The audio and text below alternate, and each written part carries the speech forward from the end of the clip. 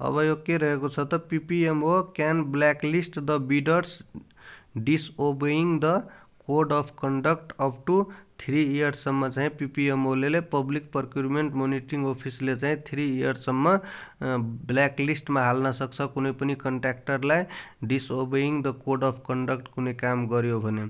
अर्को के छ त the contractor shall submit an application to the employer for extension of time stating the cause of for delay days before the expiry of contract completion date. यदि कुनै पनि project टाइममा complete भएन भने कन्ट्र्याक्टरले चाहिँ एउटा टाइम एक्सटेन्सनको लागि चाहिँ एप्लिकेसन लेख्नुपर्ने हुन्छ। त्यो चाहिँ कति दिन पहिला चाहिँ लेख्नुपर्छ, त्यो expiry of the contract completion डेटको कति दिन पहिला चाहिँ लेखिसक्नुपर्छ, पेस गरिसक्नुपर्छ त 21 डेज। अब के छ the employer shall pay the interim bill within IPC जसलाई भनिन्छ the employer shall pay the interim bill within 30 days पहिला चाहिँ पेस गरिसक्नुपर्छ after the bill submitted by the contractor. इम्प्लोयरले चाहिँ 30 दिनभित्र चाहिँ त्यो बिल यदि कन्ट्र्याक्टरले पे गरिसकेपछि 30 दिनभित्र यदि कुनै लोकाजोखा छैन भने त्यसमा 30 दिनभित्र त्यसको चाहिँ बिल पेमेन्ट गरिसक्नुपर्ने हुन्छ। अर्को के छ maximum amount that can be paid to the contractor as a prize for the early finishing of the contract early finishing of the work is equal to कति दिन छ त यदि कुनै पनि कन्ट्र्याक्टरले 1 सालको काम यदि पहिला नै इन्ड गरिदियो भने, पहिला नै फिनिस गरिदियो भने त्यसलाई चाहिँ बोनस स्वरूप प्राइज पनि दिने गर्छ। त्यो चाहिँ कति हुन्छ त 10% अफ द कन्ट्र्याक्ट एमाउन्ट हुन्छ। 10% अफ द कन्ट्र्याक्ट एमाउन्ट यदि कन्ट्र्याक्टरले टाइमभन्दा पहिला काम चाहिँ कम्प्लिट गरिसक्यो भने। Percentage of retention money is equal to कति हुन्छ त 5% of each payment made to the contractor. 5% each payment made to the contractor. Retention money जुन हुन्छ कन्ट्र्याक्टरले जति जति बिल पेस गर्दै गर्छ त्यसमा चाहिँ 5% क्लाइन्टले काटी के गर्छ त रिटेन्सन मनी चाहिँ डिडक्ट गर्दै गर्छ। त अर्को के छ INCOTERM भनेको के हो त इन्टरनेसनल कोमर्सियल टर्म। इन्टरनेसनल कोमर्सियल टर्म भनेको के हो त INCOTERM। Which of the following is note a bid document सोध्छ। एमा के छ त कन्डिसन अफ कन्ट्र्याक्ट, बीमा छ स्पेसिफिकेसन, सीमा छ पर्फर्मेन्स सेक्युरिटी फर्म अनि डीमा छ लेटर अफ एक्सेप्टेन्स। त्यसको चाहिँ सही उत्तर हुन्छ लेटर अफ एक्सेप्टेन्स। यो चाहिँ नोट अफ बिड डकुमेन्ट हो त लेटर अफ एक्सेप्टेन्स LOA।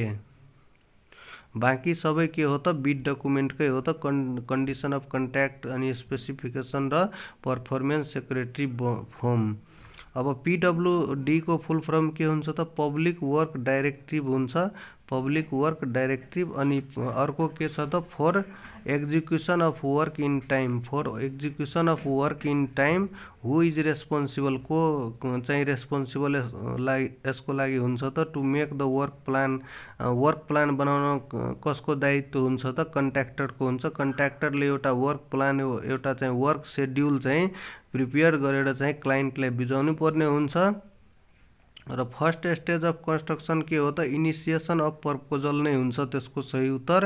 र फुल फर्म अफ PPR को के हुन्छ त पब्लिक प्रोक्युरमेन्ट। पब्लिक प्रोक्युरमेन्ट के हुन्छ त रेगुलेसन हुन्छ। Public procurement regulation full form of PPR। The public procurement regulation is introduced in कहिले चाहिँ भएको थियो त 2064। पब्लिक प्रोक्युरमेन्ट रेगुलेसन सोद्धाखेरि 2064 र पब्लिक प्रोक्युरमेन्ट एक्ट PPA सोद्धाखेरि 2063 BS। यति कुरा याद राख्नु होला। र अर्को के छ in the LIB type of contract management the acronym stands for in the LIB type of contract management the acronym stands for। यसको चाहिँ सही उत्तर कुन हुन्छ। ए मा छ लोकल इन्स्टिट्युसनल बिडिङ, बी मा छ लिमिटेड इन्टरनेसनल बिडिङ अनि सी मा छ के छ त लेगिमेट इन्टरनेसनल बिडिङ अनि डी मा छ लिमिटेड इन्स्टिट्युसनल बिडिङ। तो LIB को फुल फर्म के हुन्छ त local international bidding, limited international bidding हुन्छ। लिमिटेड इन्टरनेसनल बिडिङ बी सही उत्तर हो। र डाइरेक्ट पर्चेज फर कन्सल्टिङ सर्भिसहरूको लागि direct purchase is limited to the amount of 5 lakh. योभन्दा बढीको लागि चाहिँ टेन्डर अथवा सिल चाहिँ सिल कोटेसनबाट हुन्छ। Direct purchase for consulting service is limited to the amount of NRS 5 लाखसम्म हुन्छ। र direct purchase for the construction work is limited to the amount of 5 lakh हुन्छ। यति कुरा याद राख्नु होला। र the PQ criteria approved by कसले गर्छ त डिपार्टमेन्ट हेडले। र EOI को फुल फर्म के हो त एक्सप्रेसन अफ इन्ट्रेस्ट चाहिँ EOI को फुल फर्म हो। र the bid review committee consist of कति जना हुन्छ त बिड रिभ्यू कमिटीमा चाहिँ 3 person, 3 number of person. The penalty provision on any contract agreement is कति हुन्छ त 0.05% पर डे। यदि टाइममा कन्ट्र्याक्टरले यदि टाइममा चाहिँ काम चाहिँ कम्प्लिट गरेन भने, आफ्टर एक्सटेन्सन अफ टाइम पनि यदि सकेन भने पर डेको हिसाबले कन्ट्र्याक्ट एग्रिमेन्ट अनुसार 0.05% पर डे चाहिँ पेनाल्टी चाहिँ भोग्नुपर्ने हुन्छ। र यो सबमिट गर्नै पर्छ सरकारलाई। The maximum amount of advance payment mobilisation fund permitted कति हुन्छ त 20% अफ द कन्ट्र्याक्ट एमाउन्ट हुन्छ। The maximum amount of advance payment कति हुन्छ त 20% अफ द कन्ट्र्याक्ट एमाउन्ट। योभन्दा बढी मोबिलाइजेसन फन्ड चाहिँ सरकारले पर्मिट गरेको छैन। र EPC भनेको के हो त इन्जिनियरिङ प्रोक्युरमेन्ट कन्स्ट्रक्सन। EPC को फुल फर्म के हुन्छ त इन्जिनियरिङ प्रोक्युरमेन्ट कन्स्ट्रक्सन हुन्छ। The price adjustment clause is essential for contract having duration greater than 12 month. यदि कुनै पनि प्रोजेक्टको चाहिँ ड्युरेसन 12 मन्थभन्दा बढी छ भने त्यसको प्राइस एडजस्टमेन्ट हुन्छ। किनकि एकचोटि चाहिँ सामानको मूल्य यो साल जुन छ त्यही अर्को साल नहुन पनि सक्छ। त्यही भएर त्यसको प्राइस एडजस्टमेन्ट चाहिँ अर्को साल बढी पनि हुनसक्छ होइन। अनि फेरि नेक्स्ट इयर 2-3 सालको प्रोजेक्ट छ भने प्राइस एडजस्टमेन्ट गर्न मिल्छ, तर 1 सालभित्रको चाहिँ मिल्दैन। त मोर देन ग्रेटर देन कति हुनुपर्छ त 12 मन्थ। त department head can extend the time up to 25% of the initial contract को चाहिँ डिपार्टमेन्ट हेडसँग चाहिँ पावर हुन्छ 25% सम्म चाहिँ टाइम इन्क्रिज गराइदिनको लागि। त 25% भनेको जब कुनै प्रोजेक्टको चाहिँ 1 साल टाइम हुन्छ भने त्यसको 25% कति भयो त भागा 4 गर्ने, 12/4 गर्दाखेरि 3 महिनासम्म बढाउने चाहिँ डिपार्टमेन्ट हेडको हातमा हुन्छ। त procurement of work up to 2 million NRS by sealed मेथडबाट हुन्छ। कुन मेथडबाट? सिल्ड मेथड भन्छ। त्यो पनि एउटा टेन्डर जस्तै हुन्छ सिल्ड कोटेसनबाट। र DLP भनेको के हो त डिफेक्ट लाइबिलिटी पिरियड हो। DLP के हो त डिफेक्ट लाइबिलिटी पिरियड हो। र बिड बन्ड कति हुन्छ? Bid bond is 2.5% of the quoted amount हुन्छ। र अर्को quality control during construction consist of largely of ensuring के हुन्छ त एमा छ ल्याबोरेटरी टेस्ट, बीमा छ फिल्ड टेस्ट, सीमा छ कन्फर्मेन्स अनि डीमा छ टाइम कन्ट्र्याक्ट। त यसको चाहिँ सही उत्तर हुन्छ कन्फर्मेन्स, सी हुन्छ।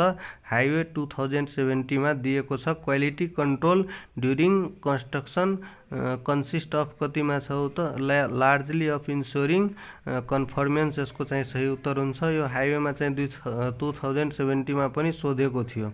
Works can be executed using force account method if price does not exceed 1 lakh. त work can be executed using force account method if the price does not exceed 1 lakh. यसको चाहिँ सही उत्तर हुन्छ। Quality assurance is achieved by कसले गर्छ त इन्जिनियरको काम हुन्छ। Quality assurance is achieved by engineer. र quality assurance plan is prepared कसले गर्छ त कन्ट्र्याक्टरले सबमिट गर्नुपर्ने हुन्छ बनाएर। त्यो चाहिँ क्वालिटी एसुरेन्स प्लान हो। तर quality assurance is achieved by कसले गर्छ त इन्जिनियरले, एउटा टेक्निकल पर्सनले। The project technical audit is done एमा छ आफ्टर प्रोजेक्ट कम्प्लिसन अनि बीमा छ ड्युरिङ प्रोजेक्ट इम्प्लिमेन्टेसन, सीमा छ आफ्टर DLP, डीमा छ all of the above. The project technical audit कति बेला भइसक्नुपर्छ त आफ्टर प्रोजेक्ट कम्प्लिसन। त who is responsible for the accident occurred at work site, self कहिले पनि हुँदैन, यसमा चाहिँ कन्ट्र्याक्टर हुन्छ, किनकि कन्ट्र्याक्टर रेस्पोन्सिबल हुन्छ एक्सिडेन्ट अकर्ड एट साइटमा, किनकि त्यसलाई सेफ्टीहरू दिने चाहिँ वर्करलाई सेफ्टीहरू दिने कामहरू सबै चाहिँ वर्कको जिम्मेदारी को हुन्छ त कन्ट्र्याक्टर हुन्छ। त due to the omission of any part of a project the cost of project will be decrease हुन्छ। Any part of due to the omission of any part of project the cost of the project will be के हुन्छ त decrease हुन्छ, किनकि कुनै प्रोजेक्टमा केही काम छुटेको छ भने त्यो काम यदि गर्नु पर्दैन भने या त काम दिएको छ त्यो यदि गर्नु पर्दैन भने के हुन्छ त कोस्ट चाहिँ डिक्रिज हुन्छ नि प्रोजेक्टको त due to the omission of any part of a project the duration of the project will be के हुन्छ त कन्स्ट्यान्ट, प्रोजेक्टको ड्युरेसन कन्स्ट्यान्टै दिएको हुन्छ, त्यो घटाउन मिल्दैन सरकारले। यदि 1 साल दिएको छ भने 1 साल नै हुन्छ, तर चाहिँ कोस्ट के हुन्छ त जतिको काम गर्नुभएछ जतिको बिल छ त्यति मात्रै त दिन मिल्छ नि, त्यही भएर त कोस्ट चाहिँ डिक्रिज हुन्छ तर चाहिँ टाइम चाहिँ कन्स्ट्यान्ट हुन्छ।